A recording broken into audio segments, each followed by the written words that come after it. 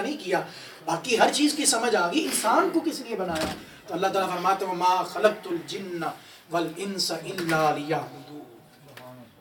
میں لوگوں سن لو، میں نے جن اور انسان کو اپنی عبادت، اپنی بندگی، اپنے قرب، اپنی محبت اور اپنی معرفت کے لیے پیدا کیا۔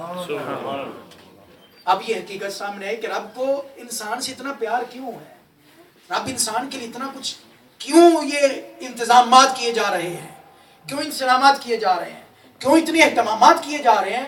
در حقیقت یہ ہے کہ رب نے انسان کو اپنے لیے بنایا، ساری کائنات کو انسان کے لیے بنایا، ساری مخلوقات کو انسان کے لیے بنایا اور انسان کو اپنے لیے بنایا، انسان کو اپنی عبادت کے لیے بنایا، اپنی بندگی کے لیے بنایا۔ اور پھر اللہ تعالیٰ نے یہ ہمیں سبق دیا کہ لوگوں وما خلقت الجن والانس الا لیعبدون، میں نے تجھے اپنی عبادت بندگی کے لیے بنایا۔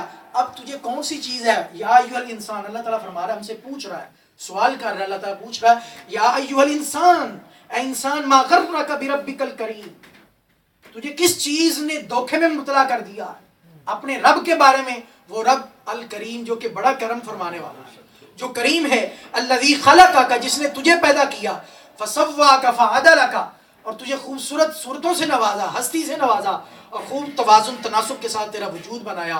یہ سارا کچھ ہونے کے باوجود اور پھر ساری کائنات کی چیزیں تیرے لیے بنائی، یہ سب کچھ کرنے کے باوجود انسان اس کے باوجود پھر بھی تو اس کی عبادت سے دوڑتا ہے، اس کی بندگی سے دوڑتا ہے، اس کی اطاعت سے منہ موڑتا ہے، اس کے قرب سے دور بھاگتا ہے، اس کی معرفت سے دور بھاگتا ہے، اس کی بارگاہ میں اپنی جبین نیاز کو جھکانے سے کتراتا ہے۔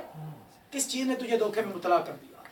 انسان ہوش کی آنکھیں کھول، اے انسان کو مخاطب کیا جا رہا ہے۔ اللہ تعالیٰ نے فرمایا افحسبتم انما خلقناکم عبثا وانکم الینا لا ترجعون، اے انسان، اگر تم نے یہ گمان کر رکھا ہے کہ ہم نے تمہیں بیکار پیدا کیا، اشرف المخلوقات بنا کے تمہیں بیکار پیدا کیا، یا صرف تمہیں کھانے اور غذاؤں کے لیے پیدا کیا، یا صرف تمہیں سونے کے لیے پیدا کیا؟ اگر صرف سونے کے لیے پیدا کرنا تھا وہ خرگوش ہی کافی تھے، غذاؤں اور کھانے کے لیے پیدا کرنا تھا، خوراک کے لیے پیدا کرنا تھا، وہ جانور ہی کافی تھے۔ اگر اللہ نے انسان کو خوراک کھانے کے لیے، صرف کھانے کے لیے پیدا کرنا تھا تو اللہ تعالیٰ نے جانور کم پیدا کیے تھے؟ سونے کے لیے پیدا کرنا تھا تو کیا خرگوش کم ہے سونے میں؟ اللہ اکبر۔ انسان کو کس لیے پیدا کیا؟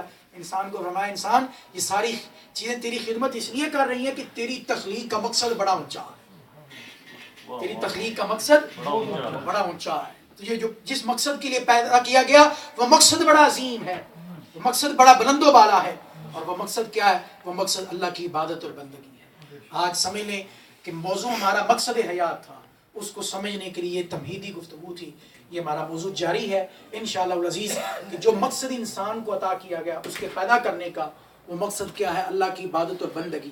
تو آئیے اب اگلے جمعہ میں انشاءاللہ ہم یہ سمجھیں گے کہ اللہ کی عبادت اور بندگی کیا ہے، اس کی بندگی کا تصور کیا ہے، اس کی عبادت کیا ہے، کہ وہ عظیم مقصد کیا ہے جس کے لیے انسان کو پیدا کیا گیا اور جس کی خاطر اللہ نے یہ ساری کائنات کو انسان کا خادم بنایا۔ اللہ تعالیٰ کی پاک بارگاہ میں دعا کرتے ہیں اللہ تعالیٰ جو کچھ سنا ہے مجھے بھی آپ سب کو ان باتوں کو ہمیشہ ہمیشہ یاد رکھنے اور ان پر عمل کرنے کی توفیق عطا فرمائے، اور اپنی پیدائش کے مقصد کو سمجھنے اور اس پر پورا اترنے کی توفیق عطا فرمائے۔